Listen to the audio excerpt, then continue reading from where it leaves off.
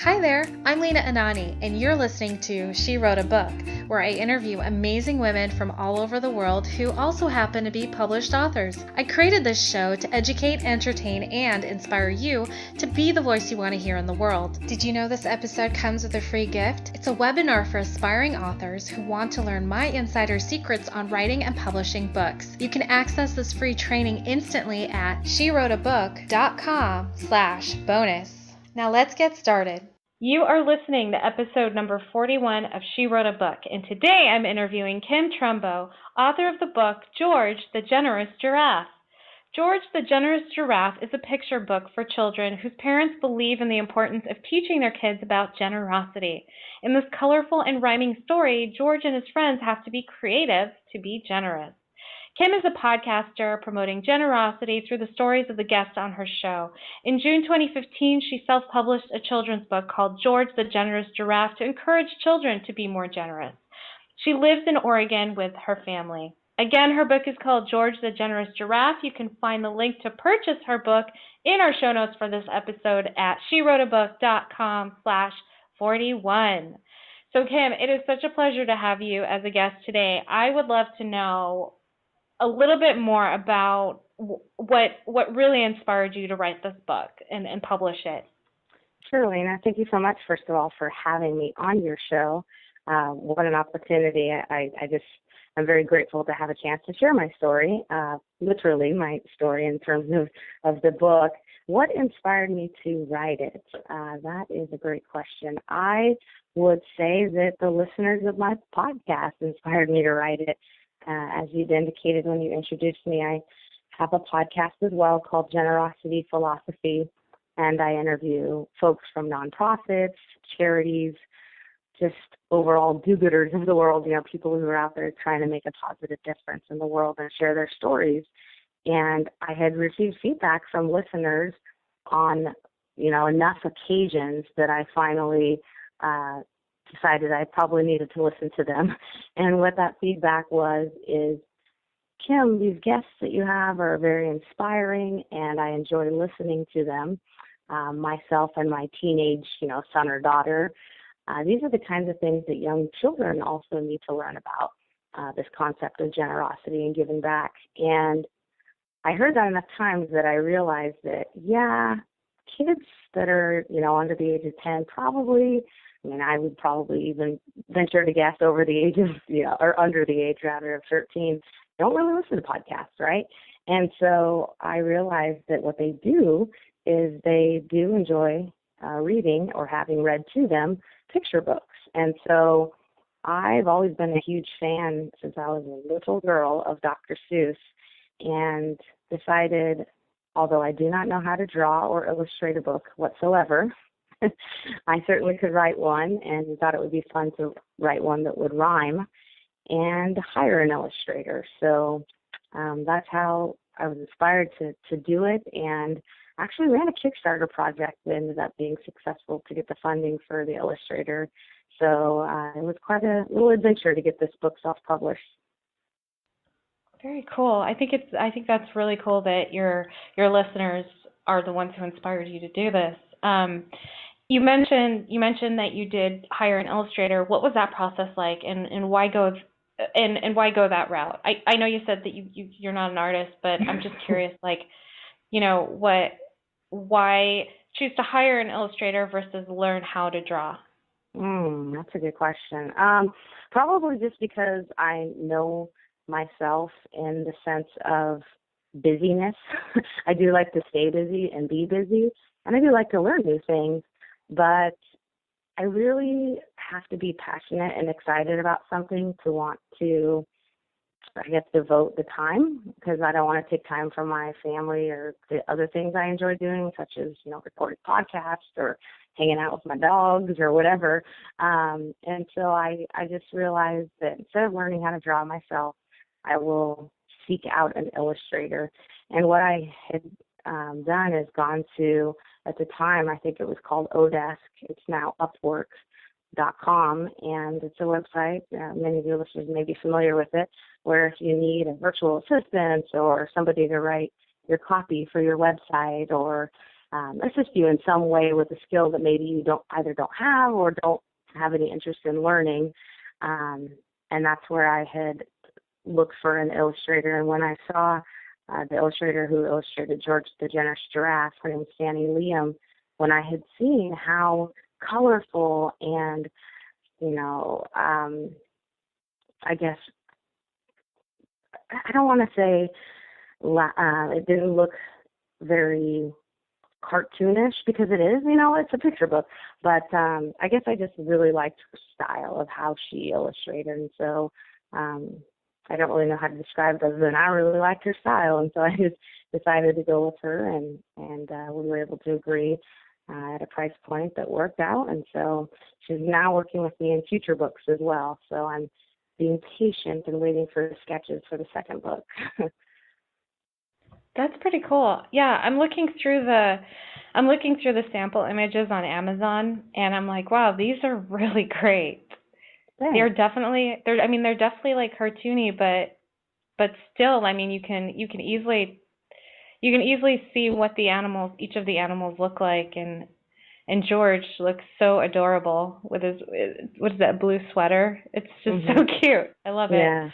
Yeah. And it was a very neat process to go from, in my own mind and brain, of this is how I would like you to draw this page, with these particular words, and then to see it come to life, because she's reading it and interpreting it how she does through her skill of drawing and illustrating.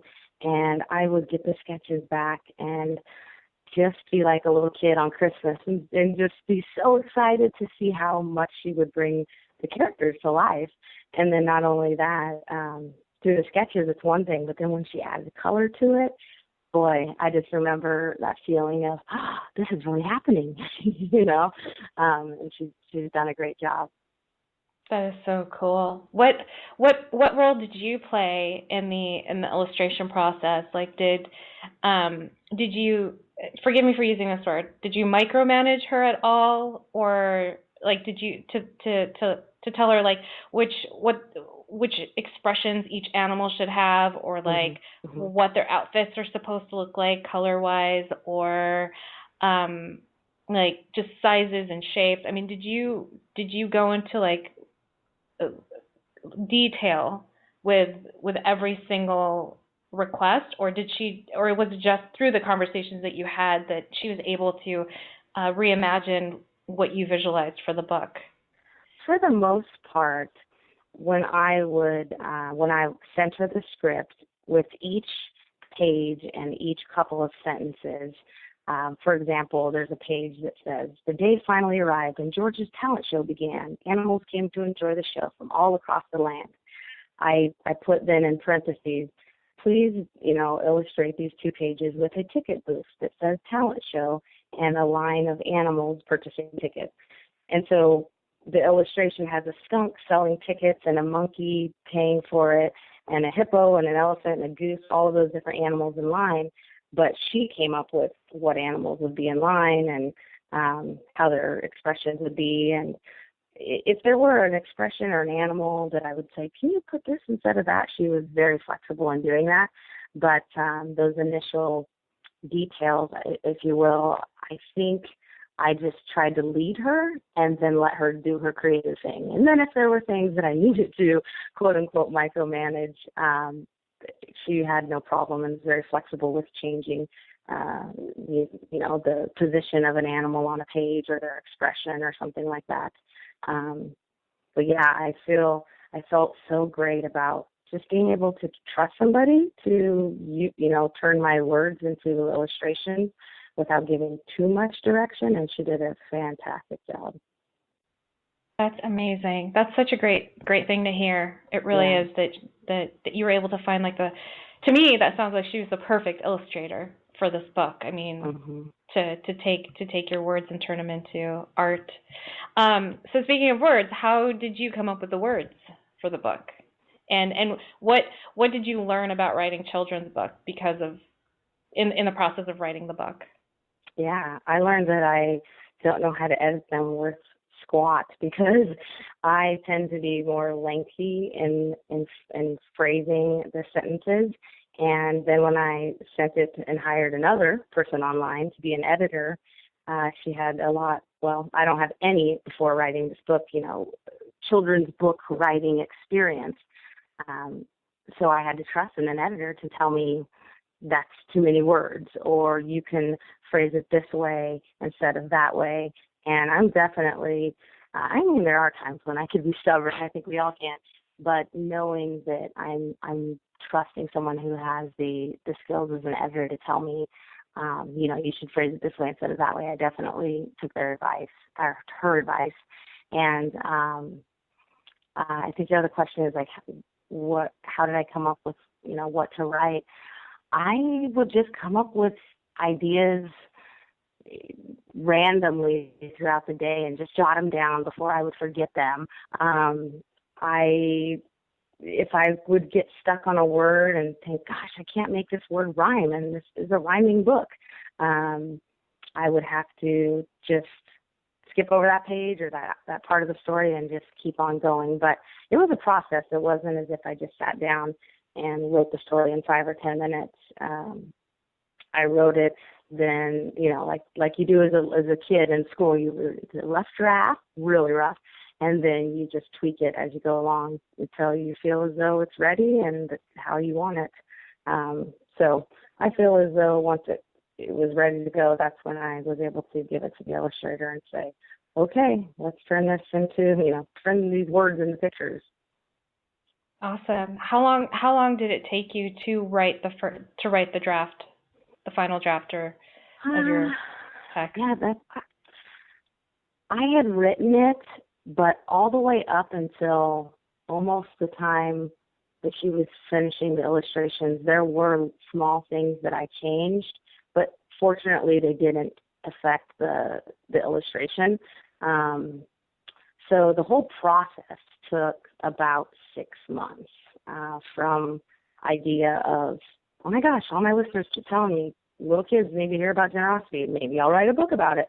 And then raising the funds on Kickstarter, and then actually going through CreateSpace and self-publishing it.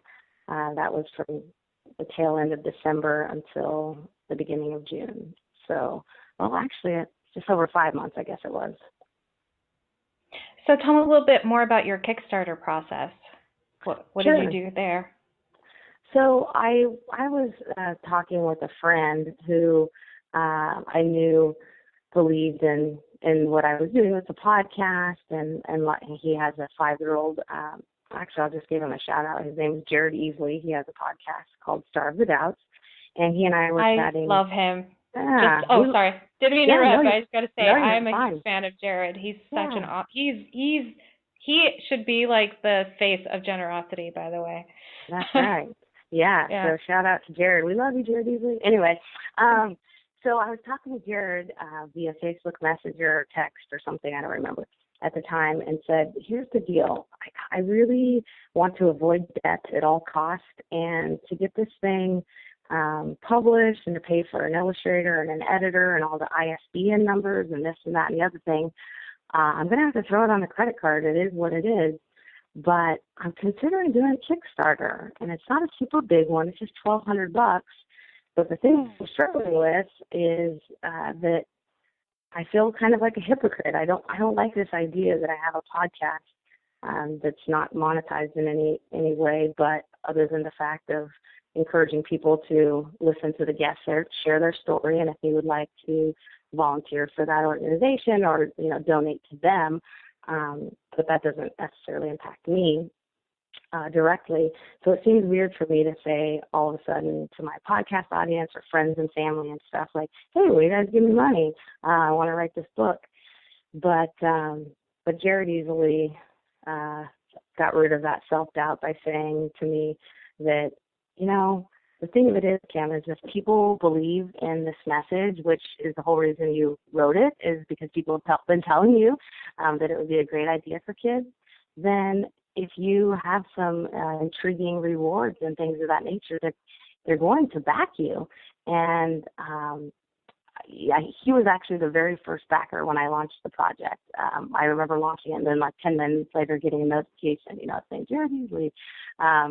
So I was very appreciative of his advice and encouragement, and just kind of saying that this is going to be your way of testing it out in the market, so to speak. And if you put it out there and people financially contribute because they're basically, pre-ordering a copy, then, it's going to do well.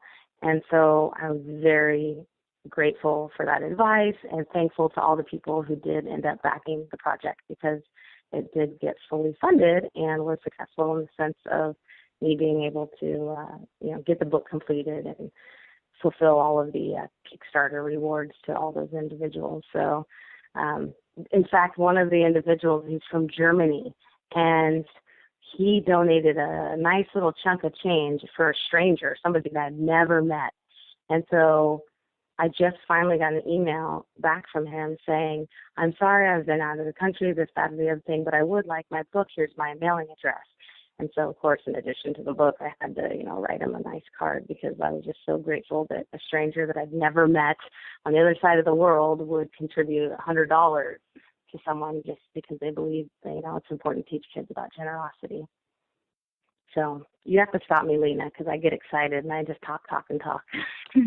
No, I love it. I especially love the fact that the backstory of your book on generosity is all about generosity. I mean, the process, it sounds like the process of getting your book done was generosity in the making. So it's awesome. It just seems like it's so authentic. It's authentic with the message, and it's authentic about who you are as an author and stuff like that. So I love that. In 10 words or less, can you tell me what you love most about being an author? Oh, wow. 10 words or less. Didn't I just get through saying I'm a chatty Cathy? You'll have to shut me up. 10 words or less. Okay. Sharing an impactful message to inspire children.